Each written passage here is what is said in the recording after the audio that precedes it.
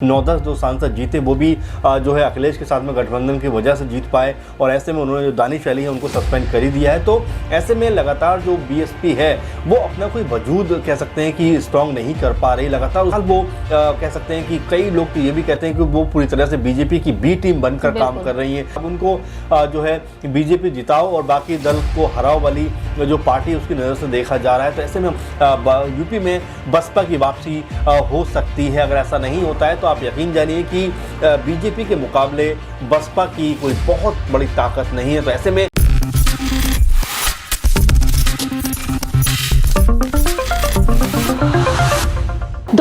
चौबीस के लोकसभा चुनाव को मद्देनजर रखते हुए हर एक राजनीतिक दल एक्टिव हो चुका है। जहां एक तरफ लोकसभा चुनाव से पहले 5 राज्यों में विधानसभा चुनाव हाल ही में संपन्न हुए हैं। ये विधानसभा चुनाव सेमीफाइनल की तरह माने जा रहे थे। अब ये विधानसभा चुनाव भी हो चुके हैं। जीत हासिल की है बीजेपी ने 3 राज्यों में, 1 राज्य में कांग्रेस और 1 राज्य में जेडपीएम आ चुकी है। ऐसे में देखा जाए तो अब इंडिया गठबंधन की बैठकों का दौर जारी है और इस दौरान यहां पर अहम चर्चा की जा रही है। यूपी की सियासत में एक वक्त अपना अहम वर्चस्व दिखाती हुई नजर आती थी बहुजन समाज पार्टी, लेकिन कहीं ना कहीं यूपी से सुपड़ा साफ होते हुए नजर आया। आज इंडिया गठबंधन की बैठक में इस पार्टी को लेकर जो चर्चा हो रही है, इस पार्टी को लेकर जो चर्चाएं हुई हैं, उसे लेकर अब बहुजन समाज पार्टी की सुप्रीमो मायावती ने भी चुप्पी तोड़ दी है। ऐसे में मायावती ने एक बेहद बड़ा संकेत दे दिया है कांग्रेस और सपा को, और ऐसे में इस संकेत को देखा जाए तो अलग अलग एंगल से भी देखा जा रहा है कि आने वाले समय में कहीं ना कहीं बहुजन समाज पार्टी इस गठबंधन के साथ भी दिखाई दे सकती है। नमस्कार, मैं प्रांशी राठौर और आप देख रहे हैं नेक्स्ट 9 न्यूज। स्वागत है आपका हमारे स्पेशल प्रोग्राम सियासी सच में, जिसमें आज हमारे साथ मौजूद हैं अमन जी। अमन जी, आपका बहुत बहुत स्वागत है। जैसा कि आप भी जानते हैं कि इंडिया गठबंधन की यहाँ पर क्या कुछ खास चेतावनी है केंद्र की मोदी सरकार के लिए।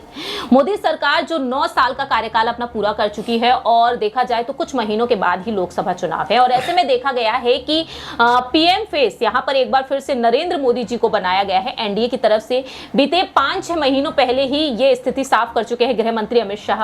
अब यहाँ पर जो दाव फंस रहा है वो इंडिया गठबंधन में फंस रहा है कि आखिरकार पीएम फेस यहाँ पर गठबंधन की तरफ से किसे किया जाए, क्योंकि उम्मीदवारी के तौर पर कई दिग्गज चेहरे यहां पर सामने आते हैं। और ऐसे में देखा गया है कि अगर यहां पर बात कर ली जाए सुभाषपा प्रमुख ओपी राजभर के बारे में, तो वह साफ तौर पर कहते हुए नजर आए थे कि नीतीश कुमार, सोनिया गांधी, राहुल गांधी को जाकर मुलाकात करनी चाहिए मायावती से और उन्हें प्रधानमंत्री का उम्मीदवार बना देना चाहिए। और आज देखा जाए तो यहाँ पर अखिलेश यादव भी है, समाजवादी पार्टी भी है। तो अब यहाँ पर जो दाव फंस रहा है ना सिर्फ पीएम फेस को लेकर, बल्कि इस गठबंधन में किन किन राजनीतिक दलों को और भी ऐड किया जाए। तो ऐसे में यहाँ पर एक बड़ा विकल्प बहुजन समाज पार्टी भी आती है।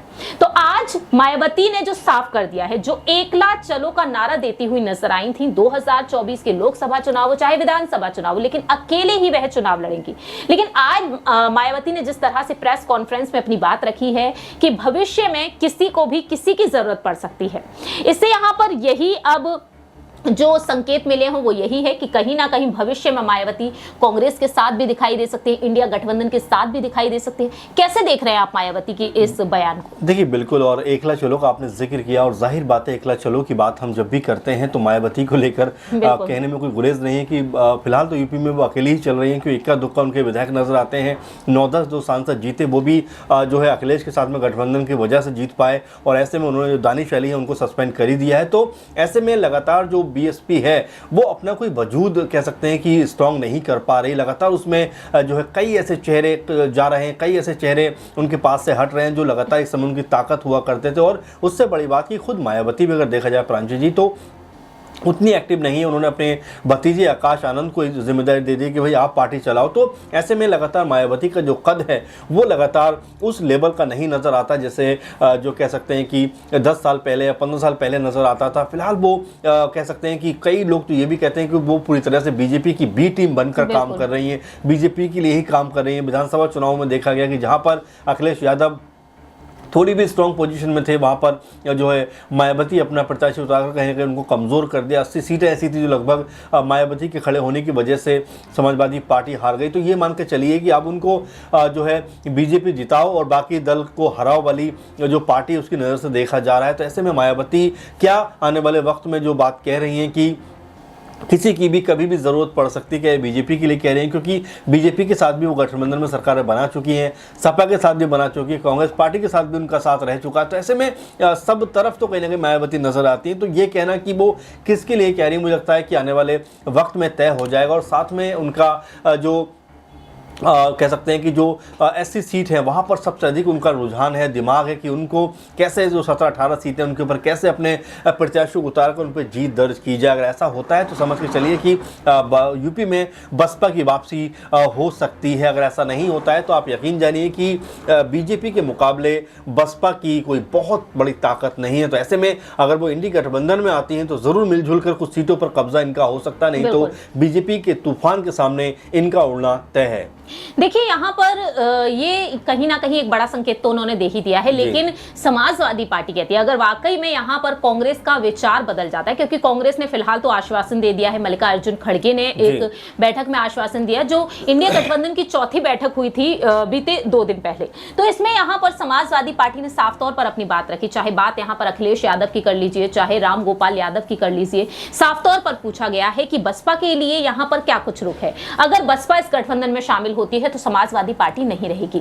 कैसे देख रहे हैं, क्या वाकई में ये सिर्फ कहने भर की बातें हैं, या फिर यहाँ पर अखिलेश यादव को ना चाहकर भी शामिल रहना पड़ेगा अगर बसपा इस गठबंधन में आ जाती है? देखिए बिल्कुल, और जिस तरह से 2019 की बात हम देखें कि 19 में जिस तरह सपा और बसपा गठबंधन होता है और 15 सीटें यूपी में दोनों दल जीतते हुए नजर आते हैं, उसमें भी बड़ी बात यह है कि मायावती 10 सीट जीती है और अखिलेश की जो सपा है वो महज 5 सीटों पर सिमट जाती है। तो ये अपने आप में नजर आता है कि किसको ज्यादा फायदा हुआ है, किसको ज्यादा फायदा होता रहा है। तो ऐसे में अखिलेश के पास में एक ऑप्शन ये भी होगा कि क्या वो मायावती के साथ में मिलकर एक अलग तरह का जो गठबंधन बनाकर चुनाव लड़ते हुए नजर आ जाए, क्योंकि ऐसा भी कहा जा रहा है कि इस गठबंधन की जो गांठें हैं, यानी कि जिस तरह से इंडी गठबंधन की जो हम लगातार बात करते हैं वो उतनी गांठें मजबूत प्रांशु जी है नहीं, लग नहीं रहा कि ये गठबंधन को बहुत आगे तक जा पाएगा। इसीलिए जो मायावती है वो अपने पूरे पत्ते खुले हुए रखे। उन्होंने कहा है कि भाई मैं ना इनके साथ हूँ, मैं ना इनके साथ हूँ, एकला चलो और लोग आएंगे तो मैं उनके साथ जरूर शामिल हो जाऊंगी। तो ऐसे में उनका बिल्कुल इशारा साफ है कि अगर उनको बेहतर पद और बेहतर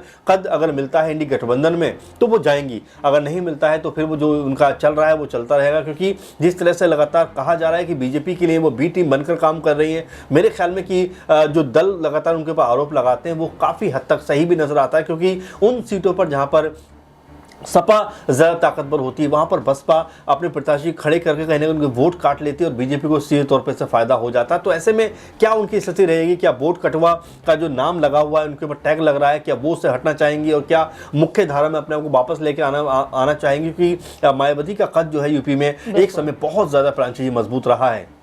वाकई में देखा जाए तो एक वक्त मायावती का कद काफी ज्यादा मजबूत रहा है। आखिरी छोटा सा सवाल यहाँ पर, गठबंधन को फायदा तो होगा ही होगा क्योंकि दलित वोट बैंक को यहाँ पर बढ़ावा देखने को मिलेगा, क्योंकि ऐसे कई राजनीतिक दल हैं जो हर एक वोट बैंक को, हर एक समुदाय को, खेमे को संभालते हुए नजर आ रहे हैं। समाजवादी पार्टी जो यूपी में MY फैक्टर को संभालती हुई नजर आती है और कांग्रेस अब यूपी जोड़ो यात्रा की शुरुआत भी कर रही है। ऐसे में कांग्रेस भी यहाँ पर कुछ वोट बैंक साधती हुई नजर आएगी, लेकिन यहाँ पर देखा जाए बीजेपी कहीं ना कहीं अब भी आगे है, क्योंकि सत्ता में अभी भारतीय जनता पार्टी उत्तर प्रदेश में है। ऐसे में यहाँ पर बड़ा सवाल ये बनता है, क्या सीट शेयरिंग को लेकर मसला यहाँ पर गर्माता हुआ नजर आएगा? क्या अखिलेश यादव एक बड़ी कुर्बानी देते हुए नजर आएंगे यहाँ पर बहुजन समाज पार्टी के लिए? जी मुझे नहीं लगता कि बहुत इसमें कुछ हेरफेर हो सकता है, क्योंकि अखिलेश यादव पहले ही कह चुके हैं कि उन्हें कम से कम 65 सीटों पर चुनाव लड़ रहा है, उनकी स्थिति मजबूत है। और ऐसे में क्या वो कांग्रेस को देंगे, क्या बसपा को देंगे, क्या वो RLD को देंगे? तो कई तरह का इसमें बंदर बाट है। ऐसे में क्या ये हो पाएगा? क्या ये जो है कह सकते हैं कि ये क्या प्रैक्टिकल चीज़ है? मुझे नहीं लगता कि बहुत प्रैक्टिकल है, क्योंकि मायावती भी ये नहीं चाहेंगी कि